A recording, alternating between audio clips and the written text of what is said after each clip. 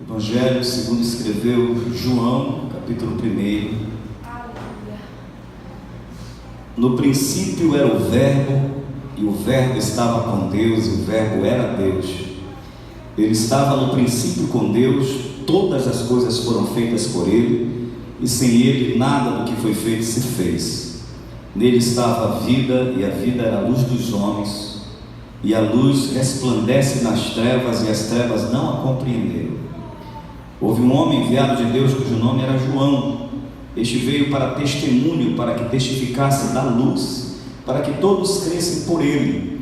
Não era ele a luz, mas para que testificasse da luz. Ali estava a luz que ilumina a todo homem que vem ao mundo. Nós começamos no domingo passado esse livro maravilhoso que é o livro de João, e nós vamos dar prosseguimento a esse livro, e até enquanto sentirmos no coração que esse é importante para a igreja, apesar de quem sabe que tudo é importante, mas Deus tem alguns direcionamentos. E nós falamos no domingo passado a respeito do Verbo que se fez carne e habitou entre nós. Vimos por que João traz essa concepção do Verbo, por que ele usa essa expressão, tendo como pano de fundo os hebreus e os gregos, trazendo a ideia da palavra criadora, da palavra como força, como poder, como energia, como uma energia que se personifica. Enfim, vimos, já encerrando a mensagem no domingo passado, que o Verbo estava com Deus desde o princípio, ou seja, o princípio aqui não é o princípio simplesmente daquilo que fora criado, mas ele está no princípio incriado, no princípio eterno com Deus. Quando as coisas foram criadas, ele já estava com Deus para a criação de tudo. Vimos a emanência do Verbo, o Verbo que se fez carne, o Deus Emanuel, o Deus transcendente, o Deus que está acima, inalcançável por sua transcendência. Ele se fez imanente, ele se manifestou, se fez carne e habitou entre nós. E aqui no versículo 3, a gente vê que todas as coisas foram feitas por ele, e que sem ele nada do que foi feito se fez. E é interessante que João faz questão de falar dessa ação criadora do Verbo que criou todas as coisas, porque ele tem um propósito. Nós estamos falando desde o início que o livro de João, inspirado por Deus, encontra uma proposta, porque a igreja houvera crescido e se espalhado não só dentro dos confinamentos do povo judeu, mas havia extrapolado os muros, chegando inclusive até Grécia, Roma, e toda a sabedoria grega estava em evidência, estava em alta, e para que eles tivessem uma noção do significado de Deus, desse Deus de Israel a partir de Jesus, era necessário que ele, João, que transitava entre os gregos, buscasse fundamentos,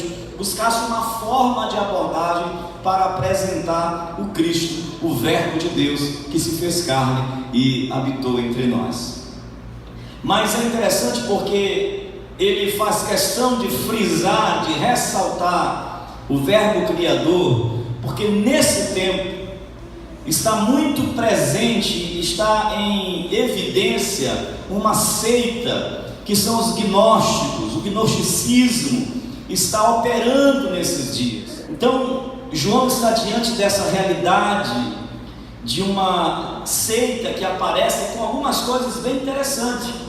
Os gnósticos, eles diziam o seguinte, que a criação de todas as coisas partia de uma matéria-prima já existente, e essa matéria-prima já existente era uma matéria-prima mal, ruim, degenerada, contaminada, que portanto não poderia se atribuir ao Deus único e verdadeiro a construção e a criação do mundo, porque se fosse assim, Deus teria se misturado a essa matéria-prima ruim e também teria se contaminado.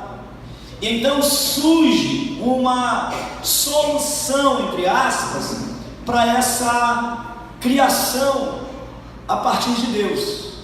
Era uma espécie de emanações de Deus, ou de deuses, como se o Deus original, o Deus primeiro, o Deus único, ele tivesse permitido que a partir dele fosse emanando, fosse saindo, fosse se espalhando algumas emanações, alguns deuses que saem dele.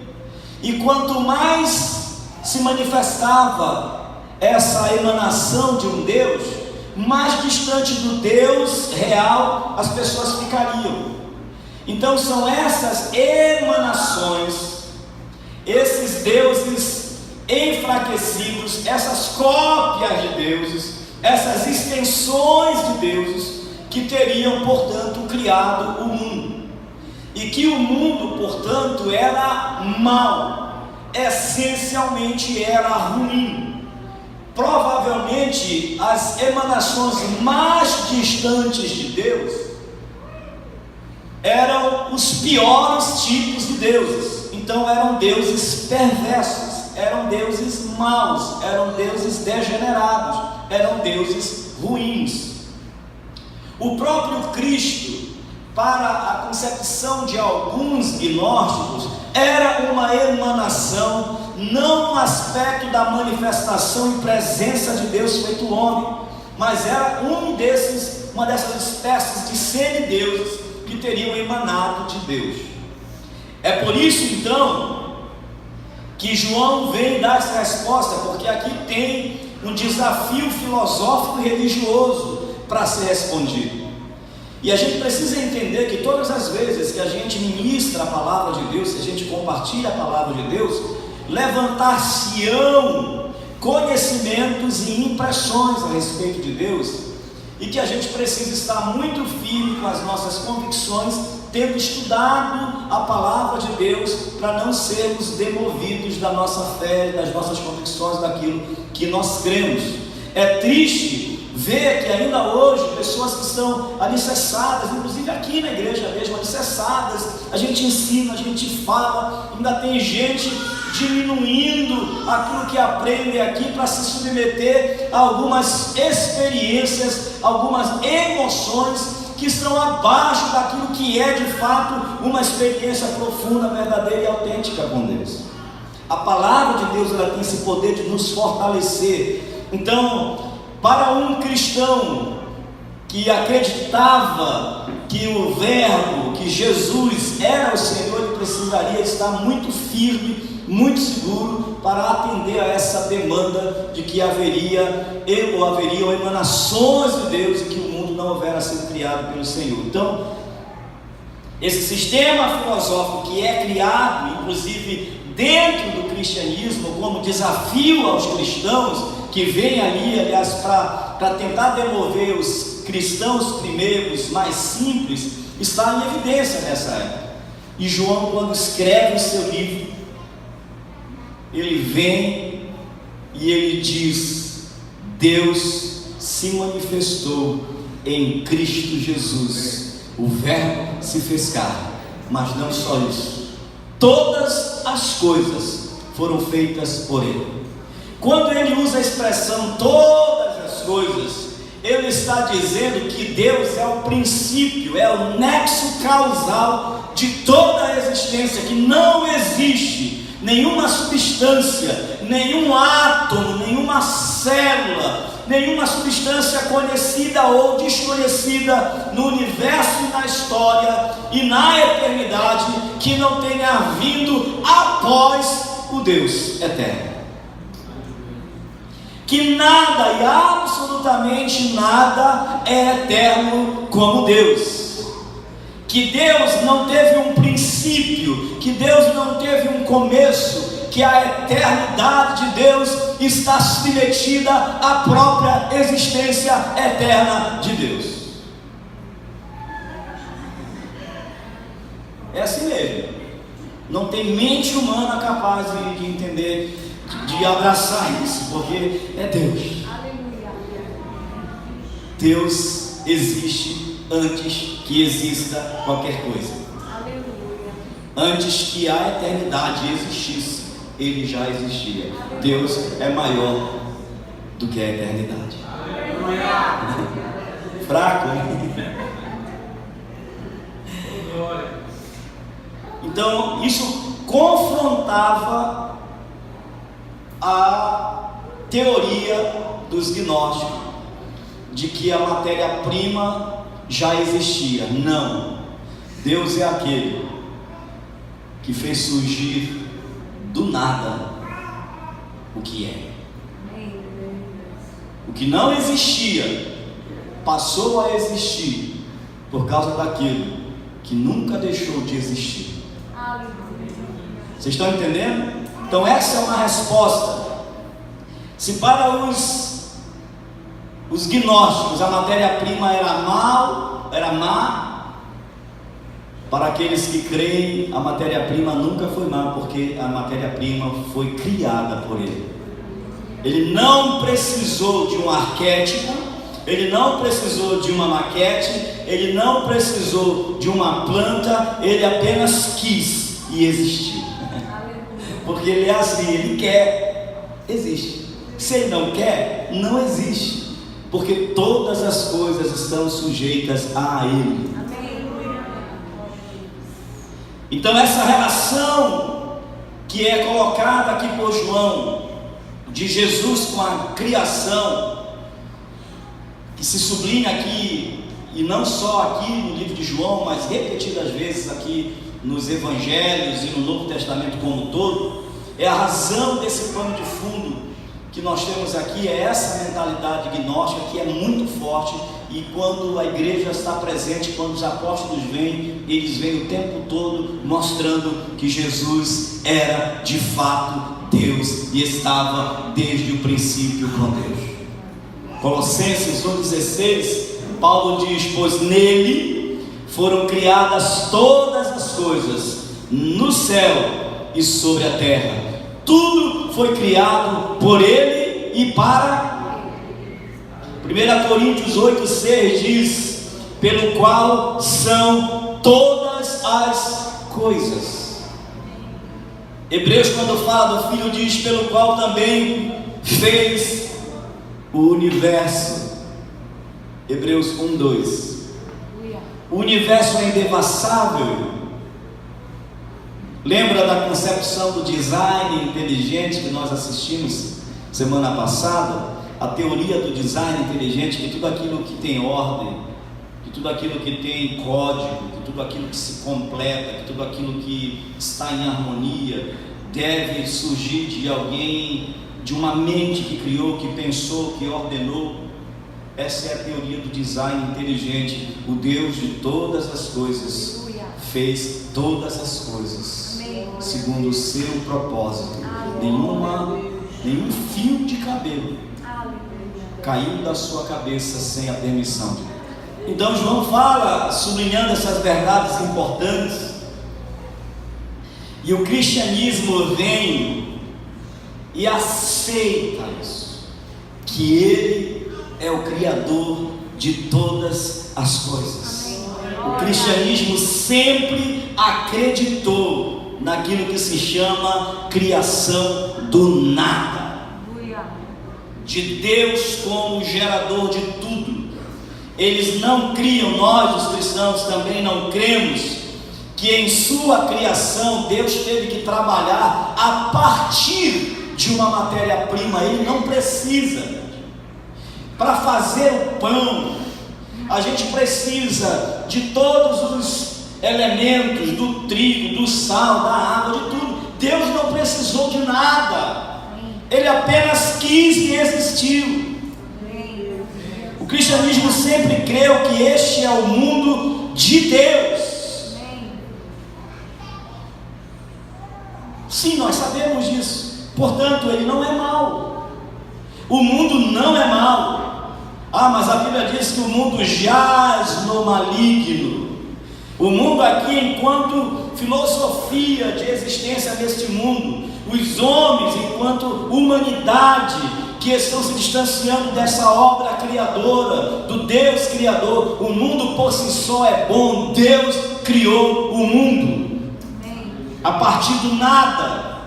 Ou seja, se você for querer um tempo para adorar a Deus e não tiver um lugar como esse, não se preocupe, porque Deus que criou todas as coisas tem todo esse universo como seu templo. A terra é o estrado dos seus pés. Glória a Deus. É difícil, Deus é físico. É difícil, Deus, acreditar que Deus pegou, não existia nada e Ele começou a fazer existir as primeiras moléculas de átomo. É difícil crer nisso? Se não é difícil para um físico, quanto mais para mim, sou um peixinho. Porque nele estão todas as coisas. Não existe ciência, não existe filosofia, não existe medida, não existe modelo, não existe parâmetro para tentar comparar o nosso Deus. Ele é eterno, incomparável. Este mundo é de Deus, e devido a isso não há nada que não esteja sob o seu controle. Nada, nada, nada. Conta-se a história de uma menina que queria tirar uma flor de um jardim, e ela perguntou para o pai, disse: pai, será se Deus se importaria de eu arrancar uma flor do jardim dele? Olha qual é a concepção de que Deus é o Senhor de todas as coisas. Ela nem pensou que naquele jardim tinha um dono, que era o dono da casa. Ela enxerga, essa criança enxerga tudo como pertencente a Ele. Por isso que para mim, eu tenho tido essa experiência, eu vou repetir várias vezes, e eu vou gravar e vou postar a experiência caminhando lá no Parque do Utinga, irmãos. Como é bom, eu fico olhando aquilo ali e eu fico maravilhado, extasiado na presença de Deus, porque Deus criou todas as coisas. O cristão não pode desprezar este mundo e não estar atento ao que está acontecendo no mundo, enquanto planeta mesmo, enquanto terra mesmo, sem qualquer radicalismo, mas com atenção e responsabilidade, olharmos que nós estamos naquilo que Deus criou, e eu preciso ter cuidado com isso. Eu vou parar por aqui, porque o nosso tempo está curto, e eu vou continuar no próximo domingo falando sobre vida e luz, que são dois vernáculos aqui que são muito usados também no Novo Testamento. Quando a gente fala de vida, é tão vasta a ideia. Quando a gente compreende vida enquanto com a perspectiva biológica, quando a gente pensa em vida como um modo de viver, quando a gente pensa em luz, quando a gente olha a claridade desse aspecto, a gente pensa em luz como energia, enfim, ou como produto de uma poderosa energia.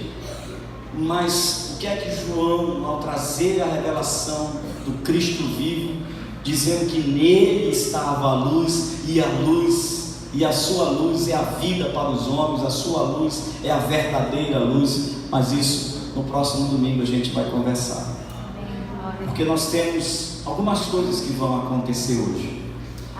Mas só para a gente recapitular, Jesus estava no princípio com Deus, mas não só isso, Ele era Deus, mas não só isso, todas as coisas foram feitas por Ele, mas não só isso, não existe absolutamente nada que Ele não tenha feito. Amém.